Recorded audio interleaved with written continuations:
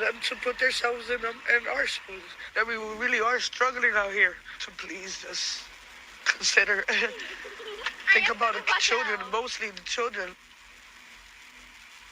Yeah, that's the message from Jessica Ramos to lawmakers. She is a mom of 6, so she is preparing to receive about $300 less. The coming end of pandemic food aid for millions of Americans. The temporary program due to end on March 1st. Many fearing the consequences for struggling families. ABC's Alexis Christoforous joins us with more. Good morning, Alexis. Good morning, Eva. This morning, nearly 30 million Americans bracing for a significant cut in their monthly food stamp benefits. After nearly 3 years, the federal government is ending pandemic-era payments for low-income families on the Supplemental Nutrition Assistance Program, or SNAP. 18 states have already ended the extra SNAP benefits. The rest of the country will do the same March 1st. The average household will now lose $95 a month for groceries, but depending on things like family size and income, some will lose hundreds of dollars a month in food assistance. The boost has been a lifeline for many, credited with keeping over 4 million people out of poverty. The extra money was always temporary, intended to stop once President Biden declared an end to the pandemic, which he plans to do in May. The cut comes as Americans continue to struggle with stubbornly high inflation. Food prices alone up more than 10% from a year ago, with staples like eggs, butter, cereal, and bread up by double-digit percent. The last pandemic-era assistance programs is coming to an end. It's called the Expanded Child Tax Credit and Eviction Moratorium. Those have long expired, but by tomorrow, the extra food assistance many people have been getting will be gone. In fact, 42 million Americans receive what's called SNAP benefits. It used to be called the Food Stamp Program.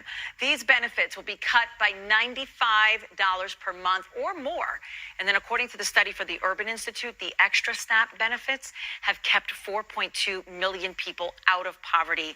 Such a large number. For more on this, NBC 10's Matt DeLucia is live in Bala Cynwyd with what this could mean for families right here. Matt.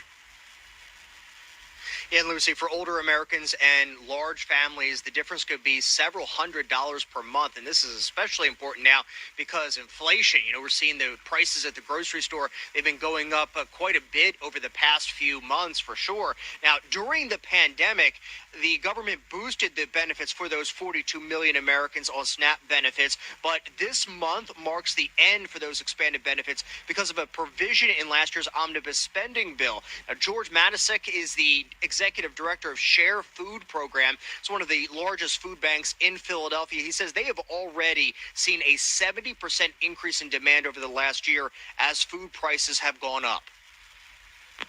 For organizations like ours, that means having to work round the clock to make sure we're sourcing more food to serve more people. For them to put themselves in them and our shoes. That we really are struggling out here. So please just consider, think about the children, mostly the children. Yeah, that's the message from Jessica Ramos to lawmakers. She is a mom of 6, so she is preparing to receive about $300 less per month. Now, some places have been getting ready. New Jersey Governor Phil Murphy, for one, signed a bill earlier this month that would guarantee SNAP benefits for those households that are receiving SNAP, that they would get at least $95 per month going forward. Tonight, we have critical news for folks struggling to get by, as Alabamians are forced to spend more and more on groceries. Emergency SNAP food stamps benefits are coming to an end. It's thanks to the Consolidated Appropriations Act of 2023, apparently halting emergency benefits nationwide. NBC 15's Karis Harmon joins us now live in Mobile. Karis, some folks are wondering how they'll even put food on their table. That's right, Kim, and some shoppers I spoke with today told me they have to break the bank just to get the necessities. Anyone leaving the grocery store will tell you. Very high when you can't get a dozen of eggs for less than $5. Very high. People telling me their grocery bills are far too high. It's usually around $200 to $300 a week. I average probably about anywhere from $200 to $275. Meat and eggs and cheese, all that is high, so about $400 or $500.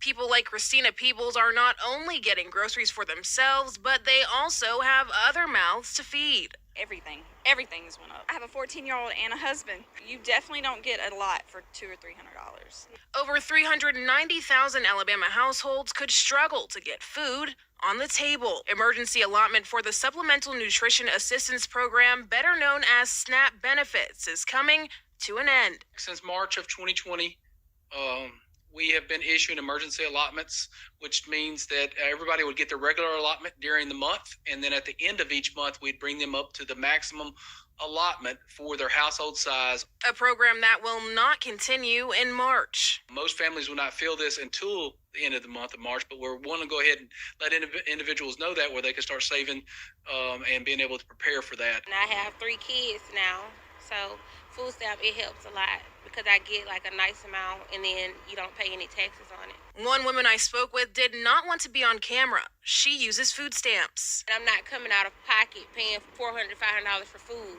The food stamp's helping me. She will not be affected by the cut to emergency SNAP benefits, but many people could find themselves drowning just for trying to put food on the table. It's a real big help. So for people that's gonna get cut or not even receiving it, I could just only imagine. Some people saying this could cause problems. Just because we're not seeing as much COVID cases and things going on with the COVID doesn't mean that people aren't affected by it. Others say there's an easy solution. America need to go to work.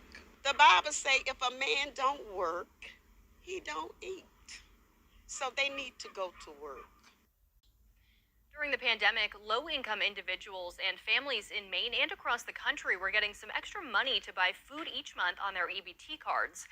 But now that pandemic boost in SNAP benefits is ending. CBS 13's Brad Rogers joins us now live. And Brad, this will instantly cut potentially hundreds of dollars out of people's monthly food budget. Yeah, it sure will, Marissa. You know, for tens of thousands of families who use EBT cards to buy food each month, they can't believe what's about to happen. On March 1st, they'll no longer get the extra SNAP benefits the federal government had been doling out during the pandemic, known as the Emergency Maximum Assistance. With the extra pandemic benefits, Danette Killinger got $516 a month on her EBT card to buy food for her and her disabled adult son. She says next month it drops to just $26. $26. That's a big drop. There it is. My son's disabled and he, eats a lot. He's a grown man. And we both live on $9.14 a month. Congress authorized the additional SNAP payments on a temporary basis to help low-income people and families deal with the hardships of the COVID-19 pandemic. But now Tina Coughlin and her disabled son, along with her elderly mother, will all lose hundreds of dollars in benefits. Hers is going to drop to $120. For a whole month? For a whole month. We're going to struggle, and I think that a lot of the pantries are going to get overrun because people aren't going to be able to buy what they normally buy. Local food pantries are already bracing for the impact. It's going to be rough on a lot of families. We're seeing a huge impact even with the increase of the cost of groceries. Every Thursday, the South Portland Food Cupboard helps stock the shelves in the homes of dozens of families in need. People are walking away from here with 25 to 30 grocery bags full of groceries, including fresh produce.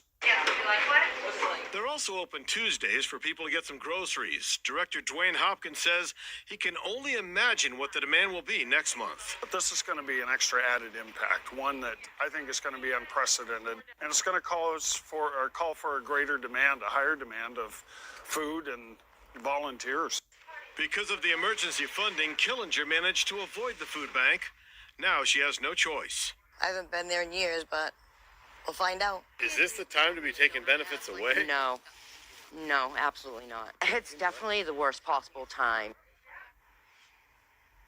About 100,000 Maine households receive SNAP benefits each month. On average, they'll be losing about $190 a month.